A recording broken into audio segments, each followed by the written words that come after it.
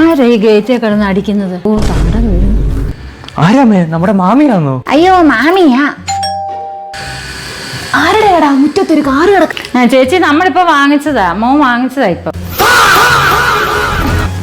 മാമി എന്തൊക്കെയുണ്ട് വിശേഷങ്ങൾ?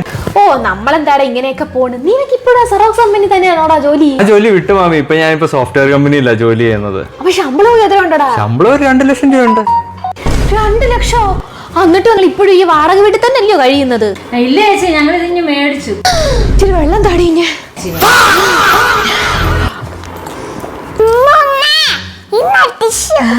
മക്കളെ, നീ ഇപ്പൊ അങ്കവാടിയിലൊക്കെ പോണുണ്ടോ?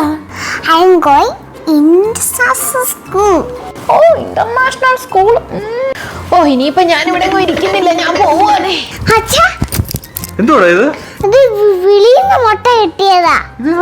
പാടം. അമ്മേ വിളിക്കമ്മേ.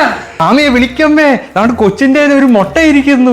എന്തോ ഉടുത്തൊരുങ്ങി വന്നേക്കോ, എന്തൊക്കെ ചെയ്തു വെച്ചേക്കുന്നതെന്ന് ആർക്കറിയാം. ഇതാണ്ട് ഒരു മുട്ട ഇരിക്കുന്നു. വിളിക്കമ്മേ. ചേച്ചി എന്തുവാടി ഇതെന്തുവാ മാമി? പടം വരച്ച മുട്ടയോ? മോനെ, അത് കുഞ്ഞിനൊരു ആംലെറ്റ് അടിക്കാൻ വേണ്ടിട്ട്. പിള്ളേർക്ക് അതൊക്കെ അല്ലയോ ഇഷ്ടം. ഒരു കാര്യം ചെയ്യ്, ഇത് അമ്മായി തന്നെ പോയി അങ്ങ് അടിച്ചോ ഒരു ആംബ്ലേറ്റ്. ഓ വേണ്ടെങ്കി ഇനി വന്നേരെ. ഇതെന്തോ പേഴ്സില് വേറൊരു മുട്ടയോ? എന്തുവാ ഇത്? ഓയ്യോ, എനിക്ക് 2 വീട്ടിലൂടെ കേറാണ്ടടാ, എല്ലാവർക്കും കൊടുക്കണ്ടായോ? 2 മുട്ടയും ഒരു നാരങ്ങയോ?